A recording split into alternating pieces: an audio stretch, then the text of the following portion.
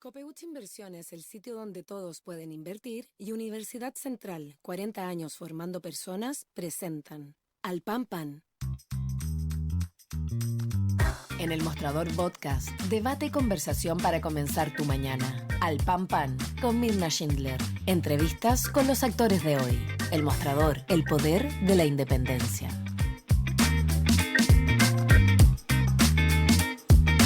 Hola, ¿cómo están ustedes? Muy buenos días. Comenzamos un nuevo capítulo de Al Pan Pan aquí en el mostrador.cl. En este ya jueves 5 de octubre se cumple un aniversario más del plebiscito de 1988, ¿no? Cuando ganó la opción no a Pinochet. Y que permitió finalmente, ¿no es cierto?, el tránsito hacia y el retorno más bien a la democracia.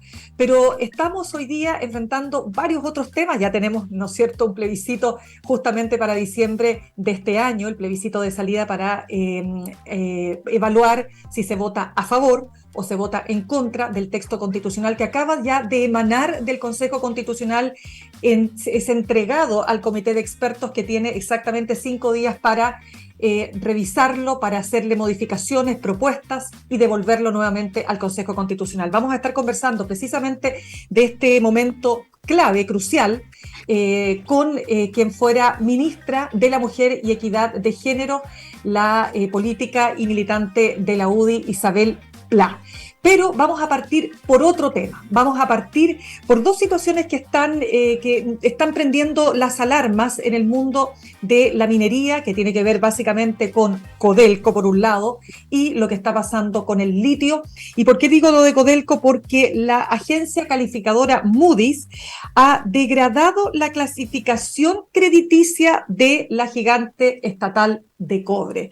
¿Qué implicancias tiene esto? ¿Qué está pasando en definitiva con Codelco y también, por cierto, con el litio? Queremos conversar con el exministro de Minería del gobierno de la presidenta Bachelet I y actual rector de la Universidad Central, Santiago González. Rector, gracias por estar con nosotros esta mañana. Hola Mirna, muy buenos días. Muchas gracias por la invitación. Un saludo muy cariñoso a los auditores de su programa Al Pan Pan. Así es. Y al Pan Pan queremos preguntarle, rector, ¿qué alcance tiene esta definición que ha hecho Moody's y por qué?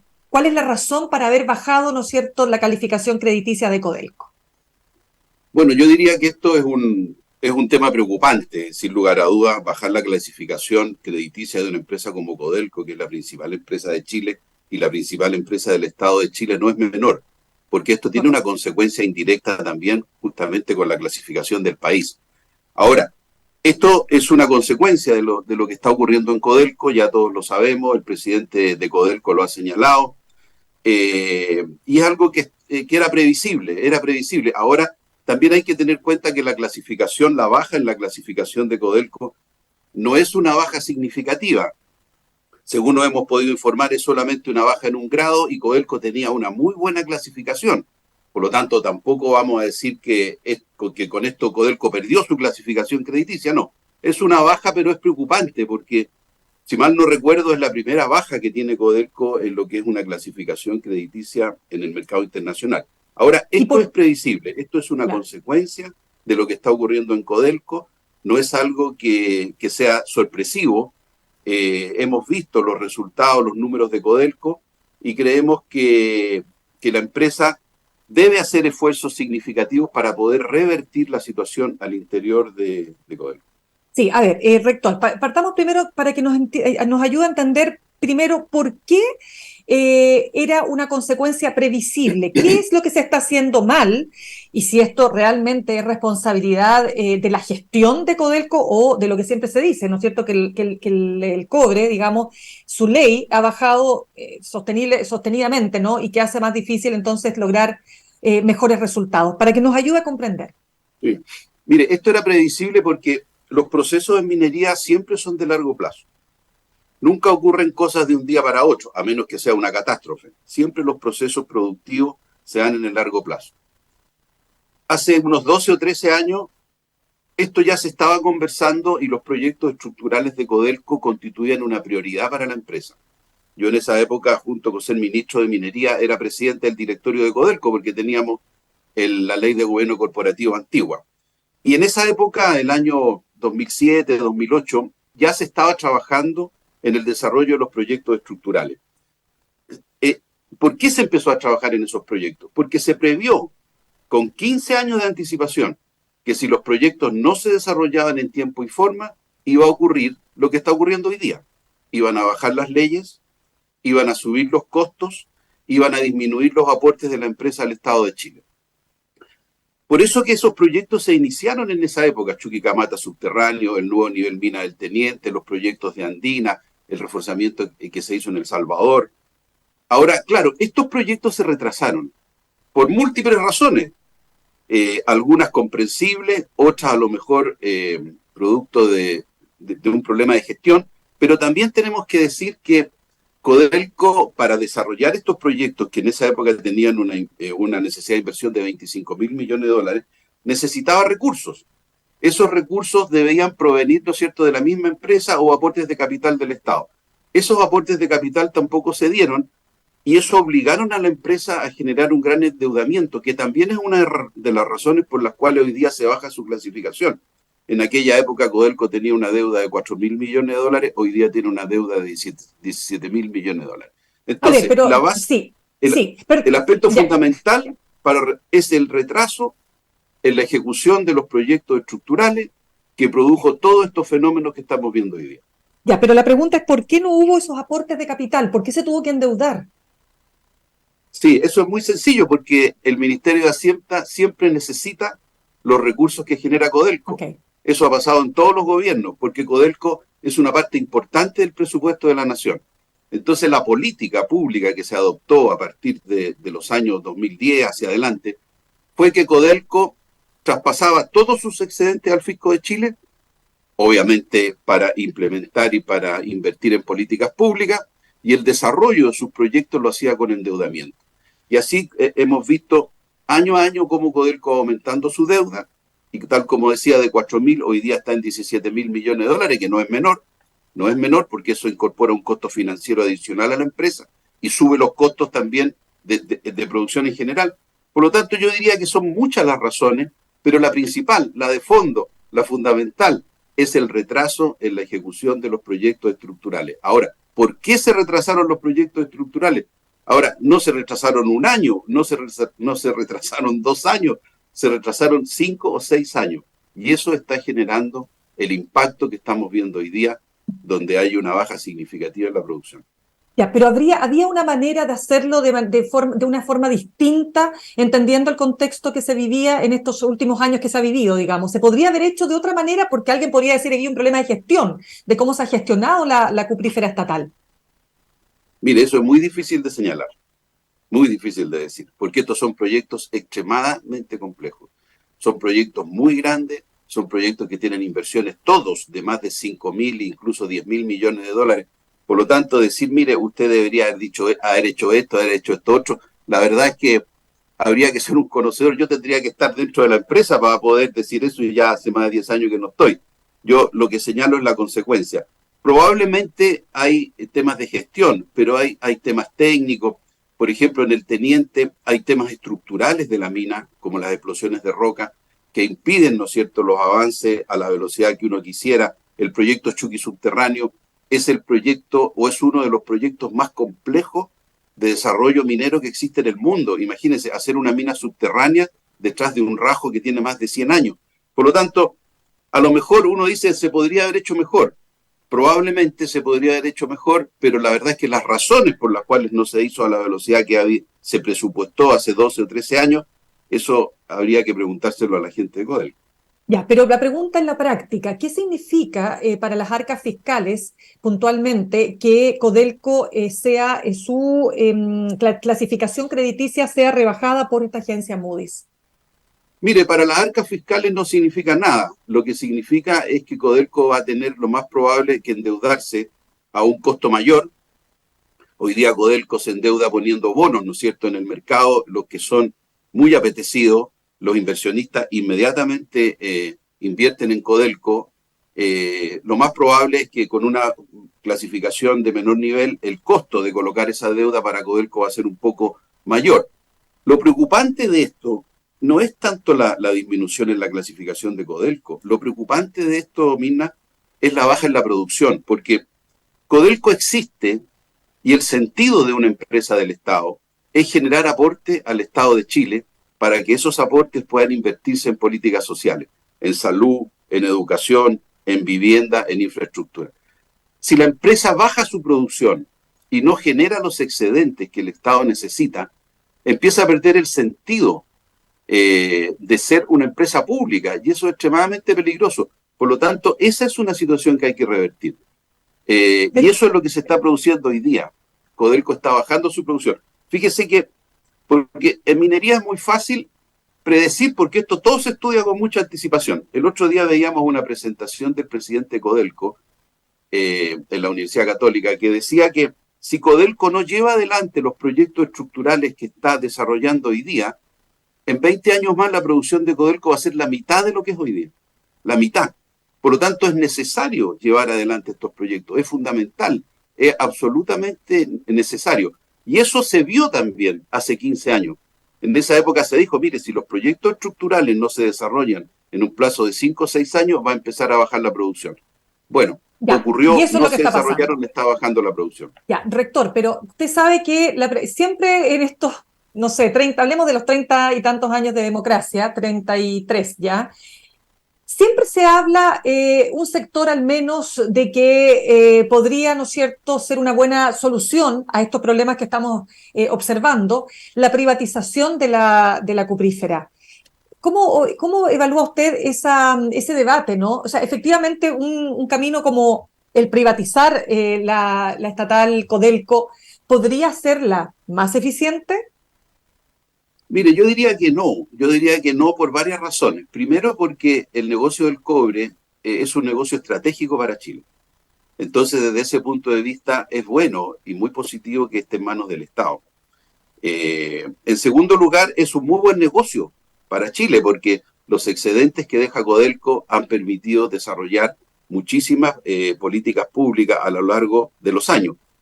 Codelco se administra ya desde hace muchos años con un directorio que está constituido por profesionales del sector privado, que son elegidos a través de la alta dirección pública. Por lo tanto, el Estado, después de la ley de gobiernos corporativos que nosotros aprobamos el año 2009 en el gobierno de la presidenta Bachelet, tiene una gestión que es muy independiente. Por lo tanto, no necesariamente la empresa va a mejorar su gestión si está o no está en manos del Estado. Los presidentes ejecutivos de Codelco de los últimos 12 años han sido profesionales de la minería del sector privado. Los directorios, como digo, están constituidos en más de un 50% por profesionales del sector privado. Por lo tanto, la participación que tiene el Estado en la gestión de la empresa, yo diría que no es relevante y no es incidente. Hoy día, Codelco debe ser tan eficiente como cualquier empresa del sector privado y debe competir en este mercado a ese mismo nivel. La única diferencia que tiene Codelco, y que esto es bueno señalarlo, es que en el sector privado las empresas invierten un 30 o un 35% de sus excedentes en inversión en proyectos futuros. En el caso de Codelco, eso no existía. Ojalá pueda cambiar. Creo que el gobierno está con intenciones de cambiarlo. En el caso de Codelco, no. Codelco, el Estado retira todos los excedentes y Codelco para sus proyectos tiene que endeudarse. Y eso tiene incidencia en la clasificación, en el costo financiero y en muchos aspectos que podrían afectar su desempeño. Pero no, yo diría que el peor negocio que podría hacerse en este momento y con las proyecciones que existen sería privatizar Codelco. Ya. Y entonces, rector, para cerrar el tema Codelco, ¿qué significa que esos 40.000 millones de dólares en que el Bank of America valorizó a Codelco? Me gustaría saber si es alto, si es bajo ese precio, cómo se puede leer esa cifra. Mire, han habido muchas valorizaciones de Codelco y en general las empresas mineras se valorizan en función, por supuesto, de sus reservas, sus recursos mineros y el potencial que tienen y en el sector que están. Ahora, que Codelco tenga una valorización de 40.000 millones de dólares, yo encuentro que es algo que no es muy alta, es baja, porque Codelco tiene muchísimas reservas mineras y tiene un futuro y un horizonte de producción bastante largo hacia adelante, y las empresas obviamente uno las valoriza por el patrimonio y el activo actual y por la generación de los flujos hacia adelante. Por lo tanto, si Codelco logra resolver sus problemas operacionales, porque Codelco tiene problemas operacionales, Codelco tiene que terminar sus proyectos estructurales, subir su producción, porque con eso, al terminar los proyectos estructurales, se mejoran las leyes y automáticamente sube la producción. Yo creo que la valorización de Codelco es difícil hacerla, pero yo no valorizaría Codelco en 40.000 millones. Yo creo que es una empresa que vale mucho más. Perfecto. Vamos al tema del litio, rector, porque salía una información hace algunos días que señalaba que el boom del litio se había esfumado, que su precio, dice, baja más del 70% desde su máximo histórico. Yo conversaba con un experto que me decía que en realidad lo que había ocurrido en noviembre de 2022, que fue el pic, era una situación excepcional y que en el fondo, esta es la explicación que él me daba, lo que había hecho finalmente el precio era ajustarse a realidad. No sé si usted comparte esa lectura, digamos, pero quiero entender si efectivamente el boom pasó o todavía estamos en el boom. No, mira, a ver, si uno mira hacia atrás, 10 años, uno podría decir que todavía estamos en el boom, porque el precio del litio hace 10 años no superaba los $10.000. Hoy día está en torno a los 30.000, qué sé yo, subiendo, bajando. Sin embargo, el año 2022 sí fue una situación excepcional.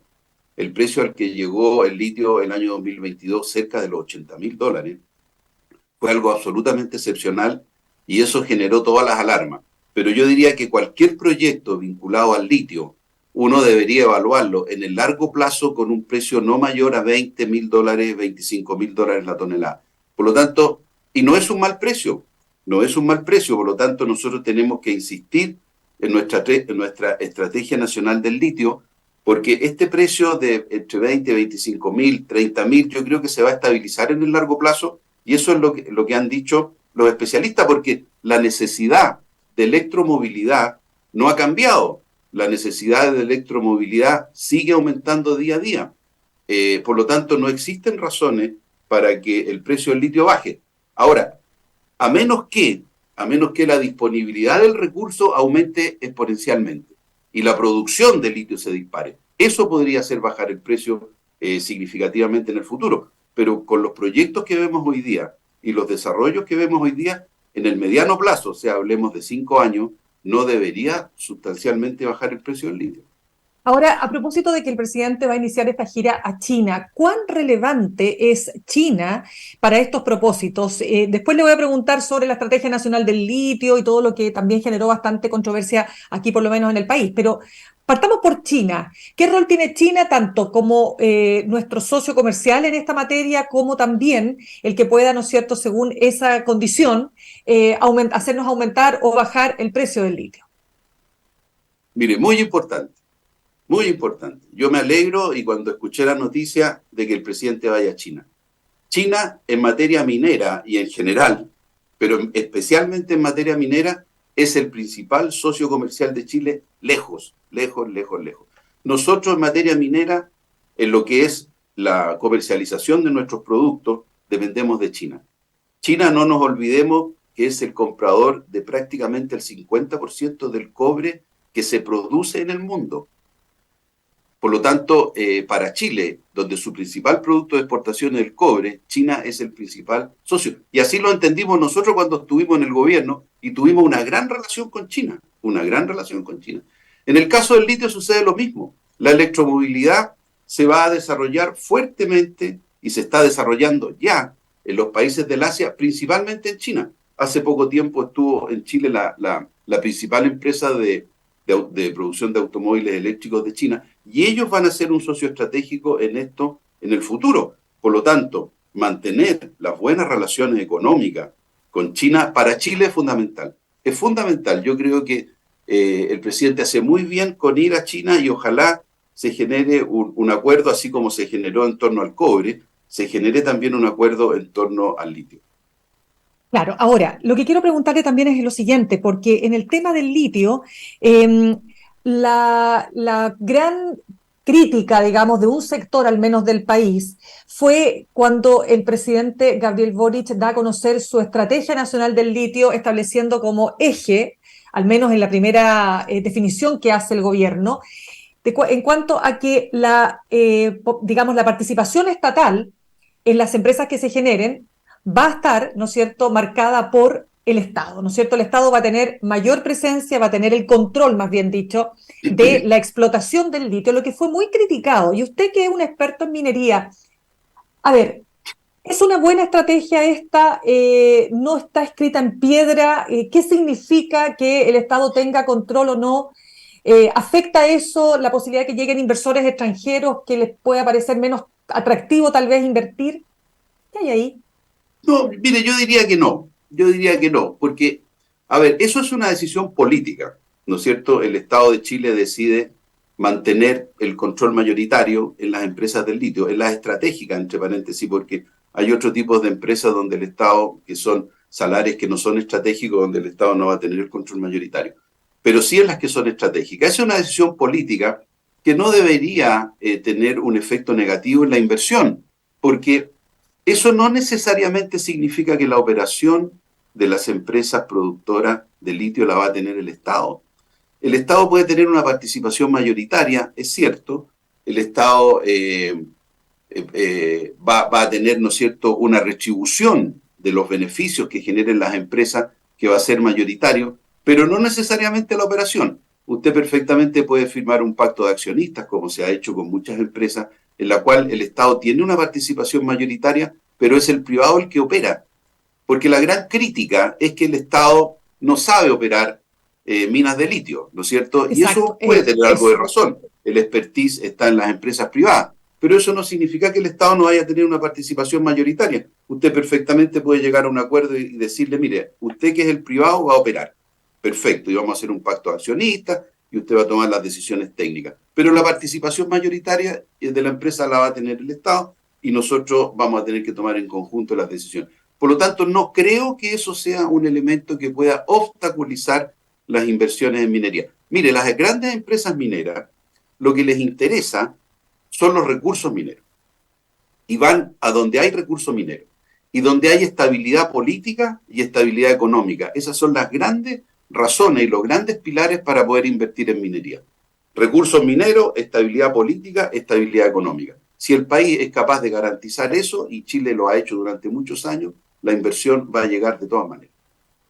Buen punto aquel, sobre todo con todo lo que está pasando en términos del debate constitucional, porque estamos claros que de lo que ahí salga y de lo que resulte este debate, también eso es una señal para dar o no más estabilidad política al país.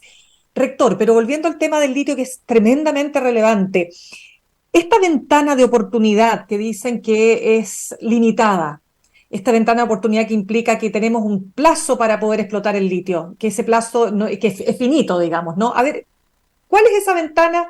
¿De qué ventana estamos hablando? Porque de nuevo, hay opiniones que dicen que esa ventana ya se cerró, poco menos, y otros que dicen que tenemos todavía un plazo. ¿Cuál es esa situación efectivamente? A ver, yo diría que el gobierno, como dije hace un minuto, tomó una decisión política que me parece muy buena, que es avanzar en una estrategia nacional del litio. Esta es una estrategia que no se puede implementar de un día para otro y se instaló un calendario de trabajo con responsables, un calendario que va durante el año 2023 y durante el año 2024. Que la ventana se cierre o siga abierta, eso es independiente. La política del litio hay que llevarla adelante. No podemos decir, mire, vamos a ver si los precios bajan, no, aquí hay que llevar la política adelante porque esto es una oportunidad para el país. Y por lo que estamos viendo en el mercado mundial de la electromovilidad, lo lógico, lo razonable es que este va a ser un mineral que va a ser necesario para el futuro del mundo. Por lo tanto, esto hay que implementarlo, hay que llevarlo adelante. El gobierno se dio un plazo, este plazo se ha ido cumpliendo, nosotros vemos que se ha ido avanzando en esto. Estas cosas no se hacen de un día para otro. Lo importante es que uno ve que hay voluntad política en el gobierno, en el Ministerio de Minería, en la Corfo. Hay voluntad política para avanzar. Se han dado ya algunos pasos, por ejemplo, ya se constituyó el comité del litio, el comité estratégico. Vemos cómo el Ministerio de Minería ya está conversando con las comunidades para poder incorporarlas al proceso de implantación y estrategia del litio, porque aquí las comunidades son clave. Las comunidades que están en el entorno de los salares tienen que tener una participación y hemos visto con mucho agrado que el Ministerio de Minería, la ministra de Minería inició la semana pasada ya las visitas, ¿no es cierto?, a los salares, a reunirse con las comunidades, y esa es una obligación que hay que tener, porque hoy día la minería tiene que ser sustentable. Por lo tanto, los pasos se están dando. Por otro lado, vemos que Corfo ya está negociando con Soquimich a través de Codelco, ¿no es cierto?, que es la responsable de esa negociación.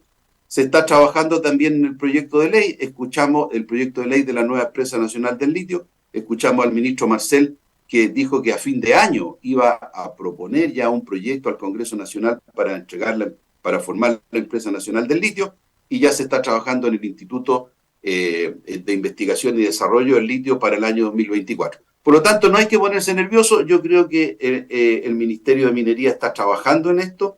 Aquí el Ministerio tiene una gran responsabilidad porque, y yo lo digo como ex ministro de Minería, porque de los 4 o 5 aspectos fundamentales, yo diría que 4 están a cargo del Ministerio de Minería, y el Ministerio de Minería ha tomado y debe tomar las riendas del asunto con mucha fuerza, porque para eso justamente está el Ministerio de Minería. Ahí está la gente que sabe de minería, ahí están los servicios mineros, ahí está Cochilco, ahí está Serna Geomín. Por lo tanto, creemos que se está trabajando y vamos a tener buenos resultados. Entonces, esto de que si tiene el 51 o tiene el 49, usted está diciendo, el Estado respecto del control del litio, ¿no es relevante a la hora de atraer recursos y atraer inversiones extranjeras? No, yo diría que no, no es una limitante en absoluto, porque tal como le dije, las empresas privadas que invierten en minería, lo que les interesa es que haya recursos mineros, estabilidad política y estabilidad económica, y los excedentes ellos los calculan en función, ¿no es cierto?, de la producción, del precio y en el muy largo plazo. Por lo tanto, mire, en Chile existe un sistema, en el caso del cobre, por ejemplo, de concesión minera que es muy distinto al resto de los países del mundo. En general, en todos los países del mundo, a los inversionistas privados se les da una concesión para explotar. En ninguna parte del mundo los minerales son de los privados, son de todos, son siempre del Estado. Por lo tanto, que el Estado tenga el 51 y el privado tenga el 49, no le quepa la menor duda de que si hay recursos, estabilidad política y proyección económica, los privados van a venir a invertir igual. Quiero preguntarle respecto justamente de este tema que estamos conversando, porque la discusión respecto del litio no es solo la extracción del mineral, digo, sino de darle valor. ¿Es posible, diría usted, Santiago, que en Chile podamos hacer baterías de litio? Mire, yo diría que es posible y sería positivo hacerlo. No es fácil, no es fácil porque aquí hay que pensar en la cadena productiva. ¿Para qué vamos a usar la batería de litio? Ya, ¿la vamos a usar para automóviles o la vamos a usar para generación estacionaria? Si nosotros fabricamos baterías de litio en Chile y los automóviles se producen en China, tenemos que llevar las baterías de litio de Chile a China. Entonces el productor de automóviles va a decir, ¿qué gano yo con hacer las baterías de litio en Chile? Si las tengo que traer a China, mejor las hago aquí en China. Y las pongo en mis automóviles y le disminuyo el costo, ¿no es cierto?, de lo que es el transporte, y lo que hago es traer el litio. Porque las baterías de litio no son chicas, las baterías de litio son muy grandes, no es como una batería de automóvil, sino que una batería de litio tiene un metro y medio en largo, son grandes. Entonces, para que eso funcione, lo que la política pública debería hacer ver hasta dónde se puede realizar un encadenamiento productivo. Por ejemplo, nosotros hoy día producimos carbonato de litio, que es lo más básico, es lo más elemental. A lo mejor podríamos avanzar ya a producir cátodos para batería. Después, conseguir que una empresa fabrique, ¿no es cierto?, partes y piezas de automóviles en el país, y ahí se puedan incorporar las baterías. Lo ideal sería que los automóviles se fabricaran en Chile, pero ya eso va a depender del negocio del fabricante de automóviles. Pero de todas maneras, yo creo que el país tiene que hacer un esfuerzo en avanzar hacia un encadenamiento productivo en torno al litio que vaya más allá de producir carbonato o hidróxido de litio, que es la fase más elemental y es la que nosotros estamos hoy día en Chile. Creo que eso también está previsto en la Estrategia Nacional del Litio, con el Instituto de Investigación y Desarrollo del Litio, que es una institución que sí podría aportar en ese aspecto. Bien, pues Santiago González, exministro de Minería, rector de la Universidad Central, muchas gracias por haber estado con nosotros esta mañana. Muchas gracias, Mina, por la invitación. Un saludo nuevamente a sus auditores en el mostrador. Muchas gracias, que tenga buen día. Gracias. Saludamos a nuestros auspiciadores. Copeuchi Inversiones te ayuda a cumplir tus metas. Desde 1.500 pesos y con una comisión que se acomoda a tu bolsillo. 100% digital, fácil de usar, te acompaña y con el completo control de tus fondos. Copeuchi.cl, el sitio donde todos pueden invertir. Y Universidad Central, 40 años formando personas. Ven a vivir la experiencia USEN. Para los que buscan avanzar, posgrados USEN, acreditada y adscrita a gratuidad. Conoce más en posgradosusen.cl. Nos vamos al corte y al regreso nos metemos de lleno en esta etapa crucial a la que está entrando ya el proceso constitucional. Vamos a estar conversando con Isabel Pla, exministra de la Mujer y Equidad de Género, aquí en Alpampan. Ya regresamos. En instantes, una